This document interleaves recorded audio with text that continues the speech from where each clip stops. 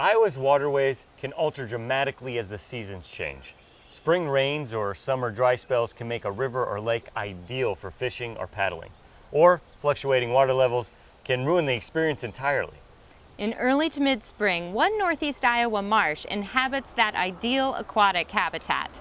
Spring rain and early vegetation combine for a unique paddling experience.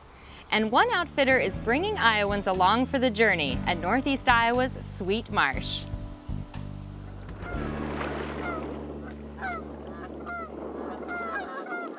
The sights and sounds of early spring are unmistakable in northeast Iowa.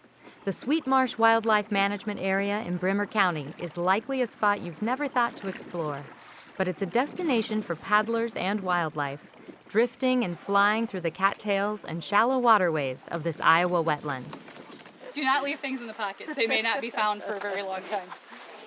Novice and experienced paddlers alike are descending on this quaint corner of Iowa marshland, following the lead of some experienced Iowa outdoorsmen. And we have a variety of different kayaks for you to get into tonight. We have a few that are asked for specific boats.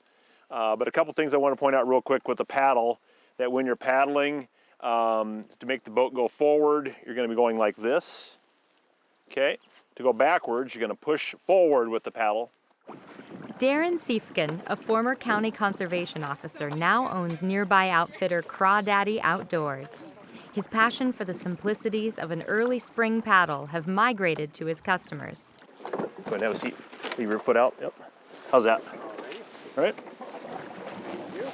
Each spring, Darren and his outfitter team invite the public to join in on the adventure, renting a guided kayak trip for Iowans of varying age and experience.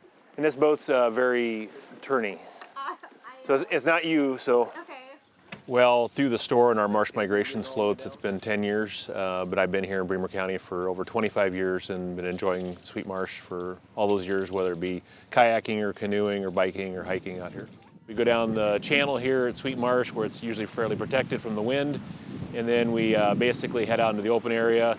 Then we have a couple different passageways that over the years we've kind of been using, and they've kind of expanded a little bit to where only kayaks and canoes can make it through those spots. Go on the left. The lowland topography of Sweet Marsh stands out on an Iowa landscape covered with tiled and terraced farmland. Its isolation makes the marsh a migratory bird oasis. It's one of the larger marshes and wetland areas in northeast Iowa, and it's one of the top 10 bird watching spots in the state. And a lot of that has to do with a lot of the different kinds of habitats, whether it be the wetlands, prairies, woodlands, streams, rivers that come through Sweet Marsh, but a lot of habitats bring a lot of different bird species in. You got the shallow water, you got the deeper water, we got mud flats, and we've got all kinds of birds and other wildlife that comes through here. So I never know what I'm going to see when I come out here to shoot photos. Kip Ledege's back here in the camouflage. He's always helping us out on these marsh migration trips. He's from Chipola, a local wildlife photographer, spends a lot of time here at the marsh, probably more than anyone else out here at the marsh. I call it my nature fix. I got to have a nature fix every day. Kip Ledege spends plenty of quality time in this same wetland each April and May, quietly drifting through narrow passageways with his camera gear in tow. When I get off of work, or sometimes before I go to work, you never know what the prescription says. If the weather's good, I want to get out, and it's how I get away. It's my relaxation.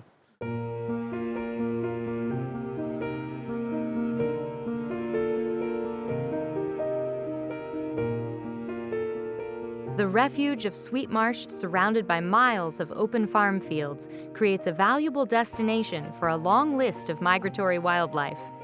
Herons, pelicans, trumpeter swans, sandhill cranes, and eagles can be seen each year at Sweet Marsh. It creates an opportunity that photographers like Kip can't afford to pass up. We never know what we're going to see for birds. Early in the year as a waterfowl, we just never know what we're going to see. Sometimes the species will stay for weeks. Sometimes they're here and gone. It's a gamble, but we never get skunked. There's always something to see. Kip's images are just a snapshot of the Sweet Marsh experience. Paddlers may see a different migratory bird each week during the spring, and conditions on the water are constantly evolving.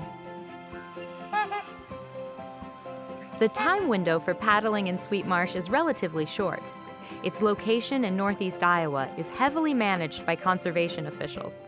More than 3,000 acres of the space is open for hunting, while 200 acres are set aside as a wildlife refuge. Water levels begin to drop by the end of May as wildlife personnel prepare the land for food plantings. Those new food plots encourage migratory birds to return to Sweet Marsh later in the fall, as the water levels increase prior to hunting season in November. The constantly changing water depths also makes for a unique paddling experience. Vegetation and water pools create new and different passageways through the marsh each year, giving even longtime visitors a reason to keep coming back. For these Iowa adventurers, the first signs of spring mark a new outdoor chapter, a chance to experience Sweet Marsh for the first or 20th time. It's fun to see the excitement in new paddlers' faces, or even experienced paddlers when they see the sandhill cranes dancing in front of them, or who knows what we're going to see, but it's really exciting to see that.